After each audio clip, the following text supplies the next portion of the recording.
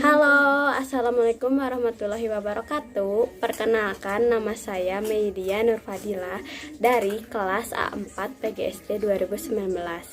Nah, di sini saya akan menjelaskan bagaimana cara pembelajaran yang lancar dan sesuai dengan tujuan.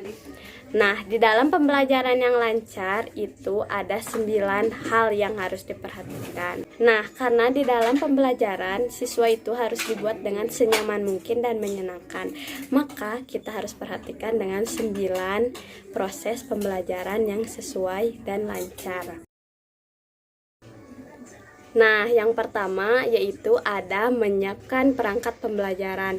Apa sih menyiapkan perangkat pembelajaran? Yaitu sebelum kita memulai mengajar, kita terlebih dahulu menyiapkan seperti materi bahan ajar, media, dan alat pembelajaran. Nah, agar pembelajaran terlihat lancar dan sesuai dengan tujuan, kita menggunakan alat pembelajaran. Alat pembelajaran yaitu di mana siswa akan lebih mudah mengerti jika kita menjelaskan tentang suatu materi. Dan di situ pun siswa akan bersemangat karena kita memberi materinya dengan menggunakan alat pembelajaran. Nah, alat pembelajaran ini tidak usah menggunakan budget yang terlalu mahal. Alat pembelajaran ini bisa digunakan dengan menggunakan alat-alat yang ada di lingkungan sekitar kita, ataupun barang bekas bisa dijadikan alat pembelajaran. Nah, yang kedua yaitu ada buat metode pembelajaran yang variatif, di mana pembelajaran ini divariasikan dengan menggunakan metode pembelajaran yang bisa digunakan dalam mengelola kelas, yaitu bisa menggunakan metode diskusi. Anak diajak berdiskusi bersama teman kelompoknya. Adapun metode ceramah, yaitu kita menjelaskan tentang materi-materi yang akan dibahasnya. Dan masih banyak lainnya metode-metode yang bisa kita gunakan. Nah, lalu ada yang ketiga, yaitu guru jarang membawa siswa ke dalam dunia nyata. Karena teori itu tidak hanya menjabarkan tentang materi saja. Coba kita bawa siswa ke dalam observasi atau turun langsung ke lingkungan sekitar. Tidak ada salahnya jika kita mencoba, maka siswa pun akan memiliki wawasan yang luas. Dan bisa juga menggunakan metode saintifik. Nah, yang keempat yaitu kurang memperhatikan kemampuan awal siswa, di mana di sini siswa akan belajar secara kelompok. Dibuat dengan duduk senyaman mungkin. Kenapa dibuat dengan pembelajaran kelompok? Di dalam pembelajaran kelompok ini bisa kita lihat potensi pengembangan siswa, yang dimana siswa yang aktif dipasangkan dengan siswa yang pasif, dan siswa yang banyak bicara dipasangkan dengan siswa yang tidak banyak bicara, maupun sebagainya, agar di sini satu sama lain bisa saling membantu dalam pembelajaran secara kelompok. Nah, yang kelima yaitu kurang pendekatan terhadap siswa.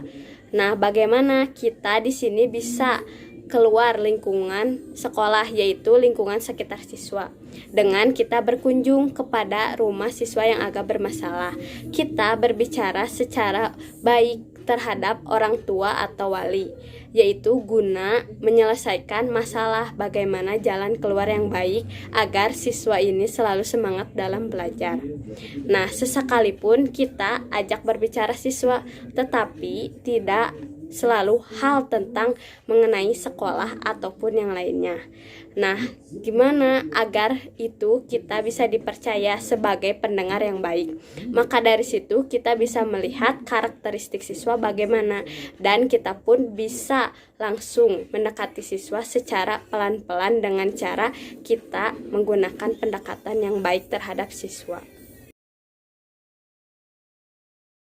Nah, yaitu yang keenam yaitu kurang menerapkan nilai, moral, etika.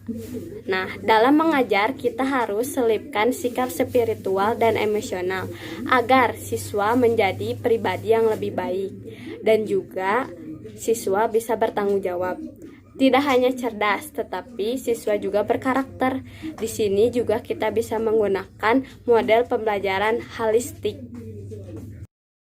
Nah, yang ketujuh yaitu pengaturan kurang jelas, yakni sejak di awal masuk kelas diterapkan tata tertib, yaitu diterapkan yang ingin dipilih, yaitu dengan di awal diberitahu, maka siswa akan disiplin dan bertanggung jawab di dalam setiap proses pembelajaran.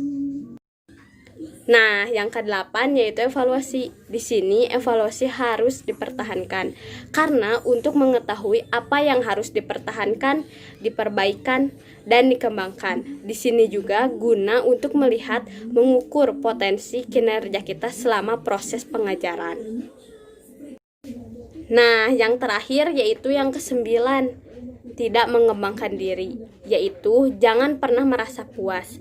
Kita harus lebih dikembangkan lagi dengan cara mencari referensi, yaitu seperti membaca buku, membaca jurnal, membaca karya ilmiah, dan mengikuti seminar dan lain sebagainya. Karena di sini juga agar dilakukannya perluasan wawasan dan juga pengamatan terhadap kejadian di sekitar dan mencari solusi untuk melatih kepekaan kita. Nah, itulah 9 proses pembelajaran agar berjalan dengan lancar dan dengan sesuai tujuan. Sekian dari saya. Wassalamualaikum warahmatullahi wabarakatuh.